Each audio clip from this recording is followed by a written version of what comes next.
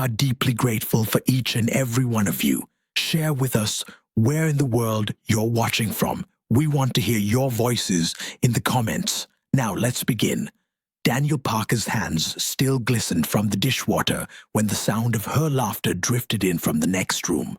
That gentle, familiar hum of his wife's voice, once the sound he longed for after a grueling day, now twisted something deep inside him. He paused, wiping his hands, and glanced through the kitchen doorway. There she was, Claire, perched cross-legged on the couch, a wine glass cradled effortlessly in one hand, her phone angled toward her as she smiled. Not just any smile. No, this was the one she used to reserve only for him. Lazy, dangerous, heavy with secrets. When she finally noticed him, she didn't even flinch. "Oh, hey, it's just Ryan," she said, waving her phone as though the name carried no weight at all. The morning after the party, Daniel woke to a silence that wasn't peaceful. It was suffocating. Not the quiet of dawn, but the heavy, cold stillness that lingers after a storm that hasn't quite passed. Claire hadn't come home. Her side of the bed was untouched, the sheets smooth. The pillow still holding the faintest trace of her perfume, now laced with the bitter tang of betrayal. He sat on the edge of the mattress, hands clasped, eyes hollow. For 8 years this woman had been his world, his laughter, his future, the voice that soothed him in the dark.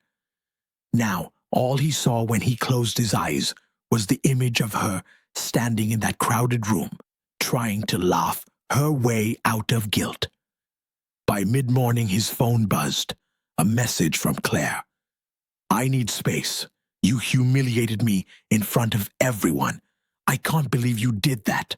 Daniel stared at the screen, the weight of her words pressing down on him. Then, slowly, he typed his reply.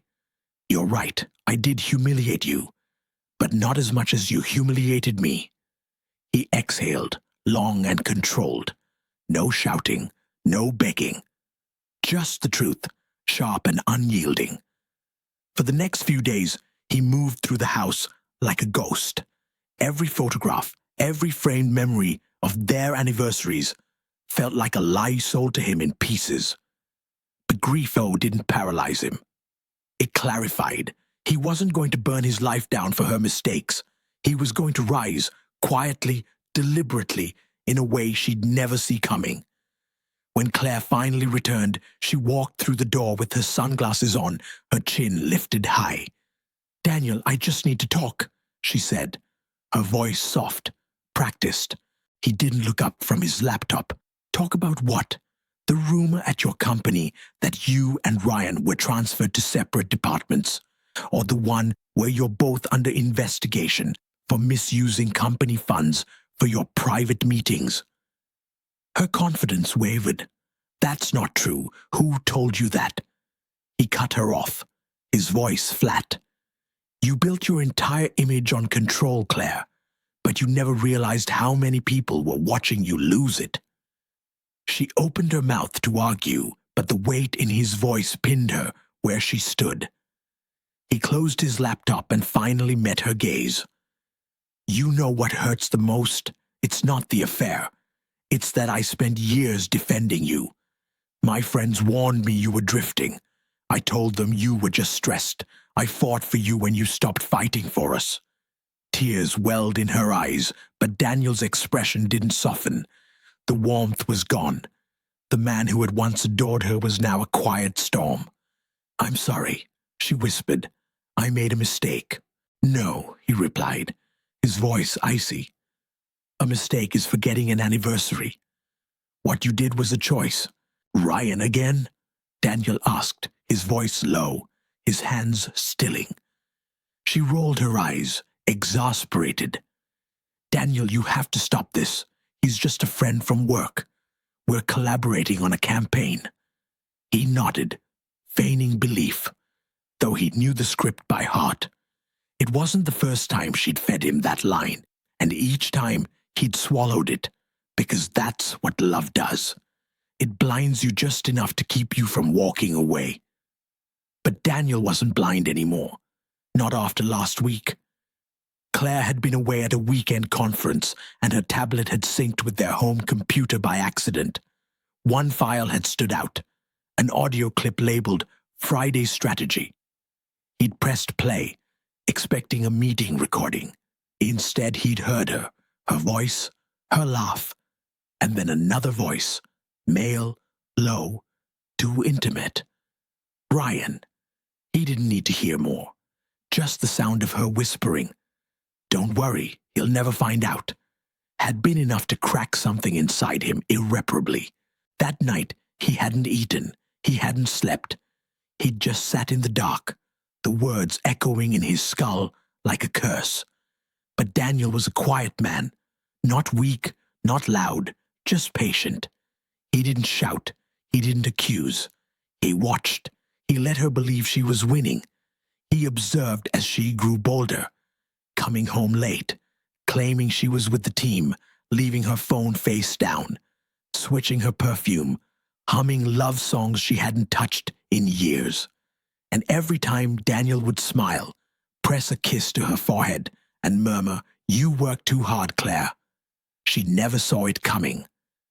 2 weeks later, her company hosted an evening gala. Claire insisted he attend. "Everyone's bringing their partners," she'd said, smoothing her hair in the mirror, her reflection radiating practiced confidence. He noticed the way she lingered on her lipstick, the way she checked her phone between strokes. Ryan had probably already texted her. "Daniel, try not to look so serious tonight, okay?" she teased, adjusting the strap of her dress. "People will think you're mad at me again." He offered her a faint smile. "Don't worry, I won't embarrass you." And he meant it, just not in the way she thought. At the event, Claire vanished into the crowd the moment they arrived, her laughter trailing behind her like a scent. Daniel stayed near the edge of the room, sipping his drink, greeting a few acquaintances, and watching. Every glance, every whisper, every time Ryan leaned in too close. It was all the confirmation he needed. But Daniel didn't interrupt. He didn't need to. This time he'd come prepared. When Claire's laughter rang out louder near the center of the room, she suddenly felt his presence behind her. She turned, feigning surprise. "Oh, for heaven's sake, Daniel," she said, her giggle nervous now. "You're not still jealous, are you? He's just a friend." The people around her chuckled. Ryan smirked. Daniel didn't react. He simply pulled out his phone, tapped the screen once, and the room filled with a sound that made the air still. Claire's voice, recorded from that Friday strategy file, spilled into the silence. "Ryan, if Daniel ever finds out, I'll just say you're helping me with work. He believes everything I say." The laughter died. Claire froze. Ryan's grin vanished. Every head in the room turned. Daniel set his glass down with deliberate calm and met her eyes. "You're right," he said softly. "I didn't believe everything you said. Until tonight." And with that, he turned and walked toward the exit, leaving her trembling as whispers erupted like wildfire behind him. It wasn't the end, it was only the beginning of her fall and his quiet, perfect revenge. That night, after Claire retreated to their bedroom, Daniel remained in his study, the dim glow of his computer screen casting long shadows across the walls. He opened a folder labeled Blueprints, but inside weren't architectural designs. No, these were screenshots, messages, timestamps, bank statements, evidence he'd been quietly gathering for weeks. Ryan had funneled small reimbursements into Claire's personal account under the guise of project expenses. There were hotel bookings with matching timestamps, receipts for wine, and dinners, all charged to the company. And now, after that party, Everything had aligned perfectly for what Daniel had been planning all along. The next morning, Daniel sent an anonymous packet to the HR department and to the CEO himself. No signature, no explanation needed. The truth would speak for itself. By Friday afternoon, Ryan Cole was escorted out of the office by security, his face pale, his confidence shattered. Claire's desk was emptied into a cardboard box, her career reduced to a pile of discarded papers and office supplies. When she came home that evening, her face was ashen, her voice trembling. "They fired me. Daniel, please, I didn't even know they were investigating. Someone must have—" "Someone?" he asked calmly, pouring himself a cup of coffee. "Maybe someone who grew tired of being lied to." "Daniel, you can't do this. We can fix it. Please, I've lost everything." He studied her for a long, unyielding moment. Then, quietly, he said, "No, Claire. You finally see what you traded everything for." She crumpled to the floor, her hands buried in her hair, her sobs raw and desperate. "I thought I wanted more," she whispered. "I thought Ryan cared." Daniel's voice hardened. "Ryan cared about your title, not you." He walked past her, his footsteps measured, deliberate. "Pack your things," he said without looking back. "You can stay with your friend Ryan. I'm sure you'll both have a lot to talk about." That evening, Daniel sat alone on the porch, watching the sunset bleed across the horizon, in streaks of fire and gold. It had been years since he'd felt anything close to peace. But now, as the wind cooled his face and the world stilled around him, he realized something profound. Peace didn't come from forgiveness. It came from closure. He wasn't celebrating Claire's downfall. He wasn't even angry anymore. He was just done. Inside, Claire moved through the house in silence, gathering her things. She paused in front of their wedding photo on the mantel, her reflection trembling in the glass. "I loved you once," she murmured, her voice barely audible.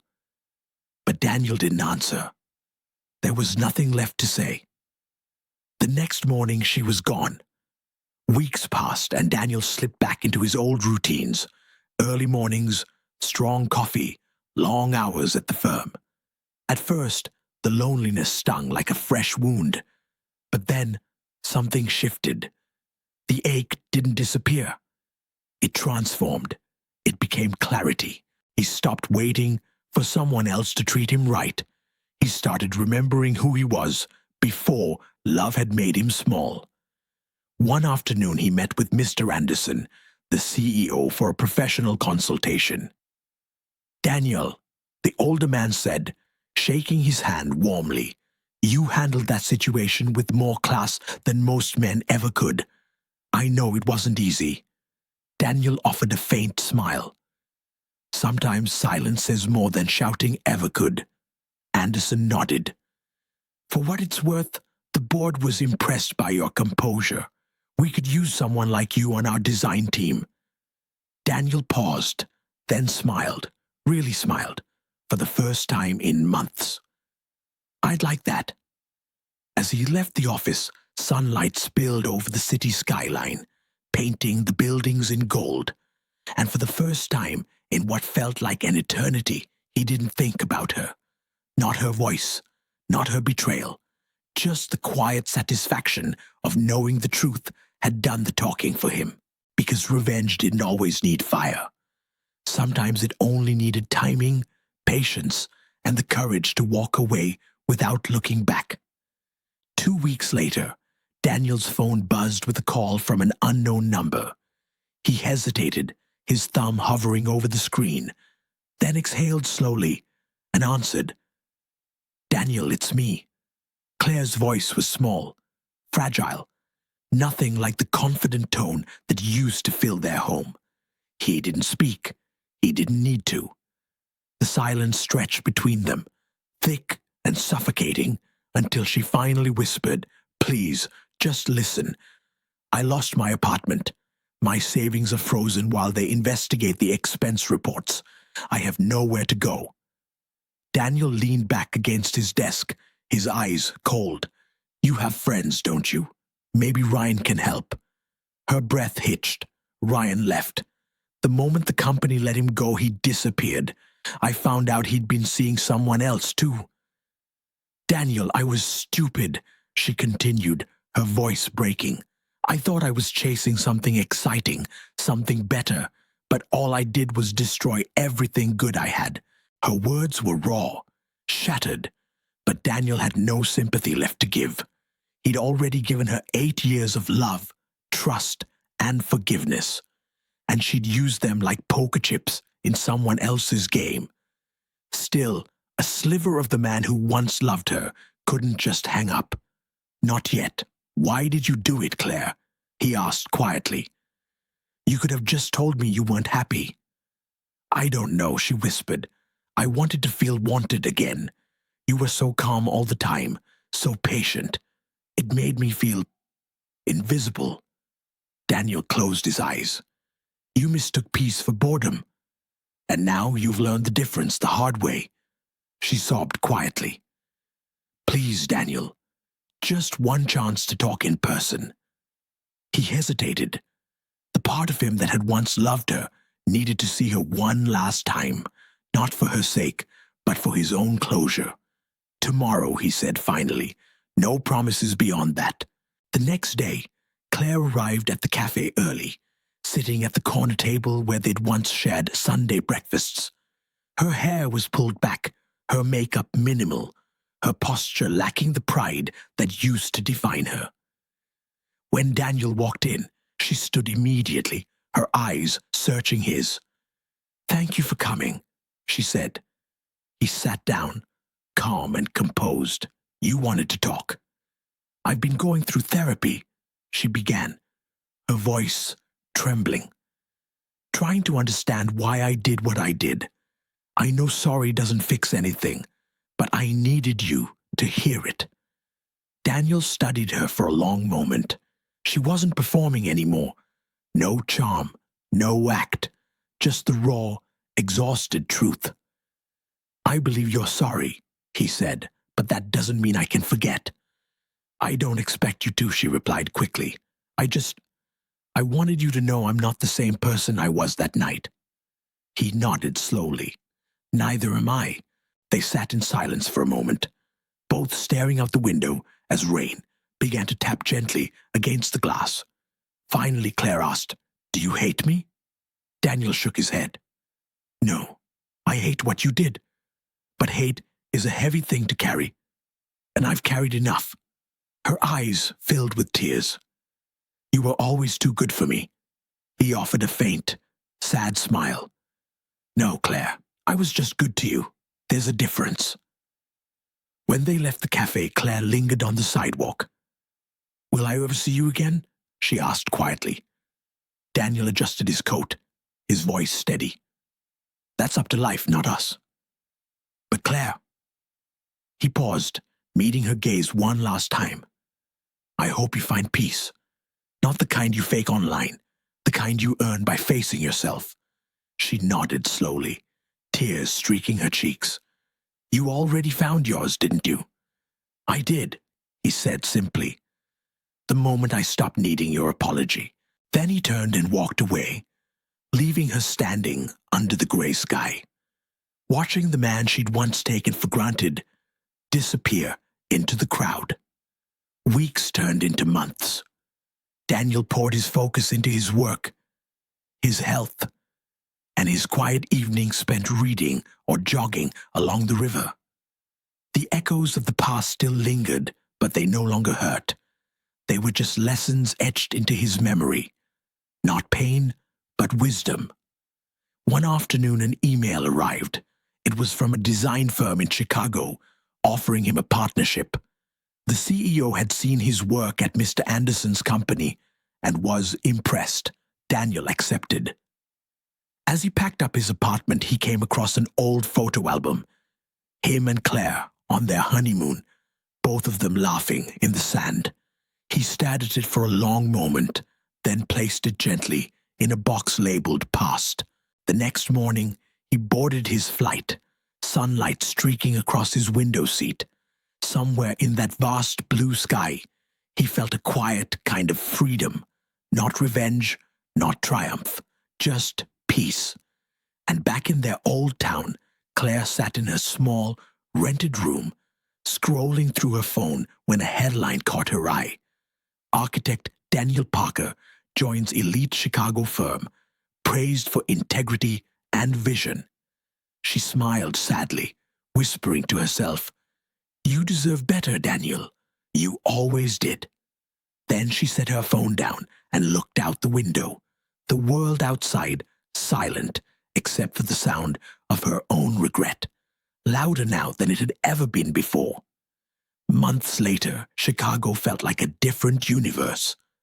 Clean air, crisp mornings, the scent of coffee drifting through Daniel's new office. The city's rhythm was faster, sharper, alive with opportunity. For the first time in years, Daniel wasn't haunted by what he'd lost. He was building again. His days were long but peaceful. He'd wake before dawn, jog through the quiet streets, then head to the firm, where his designs were beginning to make waves. People admired his calm presence, his ability to listen, his quiet leadership. None of them knew his calm had been forged in heartbreak. But sometimes, when the office lights dimmed and the city glowed below, his mind wandered back to Claire's trembling voice the night she tried to laugh off her lies, to the look in her eyes when her world finally collapsed. He didn't feel anger anymore, just a soft, distant ache, a reminder that he was human. One Friday afternoon, as he packed up his briefcase, his phone buzzed, a message from an unknown number. He opened it, expecting spam, but froze. It was from Claire. "I heard about your new project. Congratulations, Daniel. I'm proud of you. I don't expect a reply. I just wanted you to know you helped me become someone better. I've started over, small marketing work, therapy, a clean life. You were right. Peace isn't pretending. It's facing the mirror. Thank you." Daniel stared at the message for a long while. Then, quietly, he typed back, "I'm glad you found your way." He hit send, leaned back, and exhaled slowly. It didn't feel like reopening a wound. It felt like finally sealing it. Later that night, Daniel stopped by a local restaurant where some of his co-workers were celebrating a successful project. The atmosphere was warm, unpretentious. Laughter filled the air, but it wasn't the hollow kind he remembered from those company parties. It was real. As he sat at the table, Mia, a kind-hearted landscape designer in her early 30s, smiled at him. "You've got that quiet stare again," she teased. "Thinking about work or life?" Daniel chuckled softly. "Maybe both. I used to think they were the same thing." "Well," she said, raising her glass, "whatever you're thinking about, I hope it's something good. You deserve that." He smiled. "Thank you, Mia. Maybe I finally do." Their eyes met for a moment, steady, unforced, honest. There was no rush, no weight of old promises, just the quiet start of something new. A week later, Daniel visited his old hometown for the first time since everything had ended. He hadn't planned on seeing anyone, but fate had other ideas. He stopped at a small bookstore to pick up a novel for the train ride back, and as he turned the corner, he froze. Claire stood near the counter, holding a stack of books. Her hair was shorter now, her clothes simple, her posture lacking the commanding presence she once had. She looked up, startled, then managed a nervous smile. "Daniel," she said softly. "I didn't expect—" "Neither did I," he replied. They stood in silence for a moment, the air thick with history, but no longer tense, just heavy with the weight of time. "You look well," she said. "Happier, he replied. And you? She nodded. Getting there. I run a small place now, work with local businesses. It's quiet, but it's honest. I finally sleep at night. He smiled faintly. That's good, Claire. You always needed peace. You just kept looking for it in the noise. Her eyes glistened. You were my peace, Daniel. I just didn't see it until I lost it. He didn't respond. Some words were meant to be acknowledged in silence. She took a step closer. If you ever need anything... He shook his head gently. No, Claire. We're where we're supposed to be. Let's keep it that way. Her lips trembled, but she nodded. I understand. He paid for his book, thanked the cashier, and walked toward the door. As he stepped outside, he turned back just once.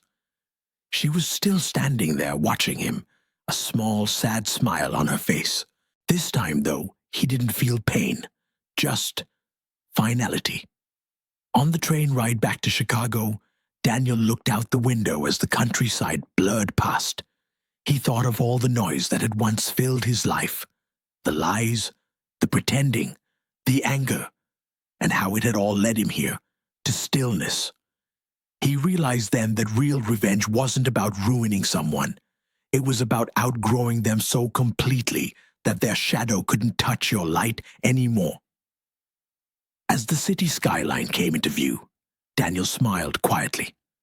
The sun dipped behind the buildings, painting everything in gold. He pulled out his sketchbook and began to draw. Not buildings this time, but a small home with warm lights spilling from the windows. Not perfect, not grand, just peaceful. Because that's what he'd built out of heartbreak. Not a monument to pain, but a blueprint for healing. And somewhere, miles away, Claire sat by her own window, staring into the night, whispering a prayer. Not for forgiveness, but for gratitude. Because the man she'd once betrayed had taught her what love truly meant, even after it was gone. Daniel smiled faintly as the train slowed to a stop. The past was behind him. The future was his again.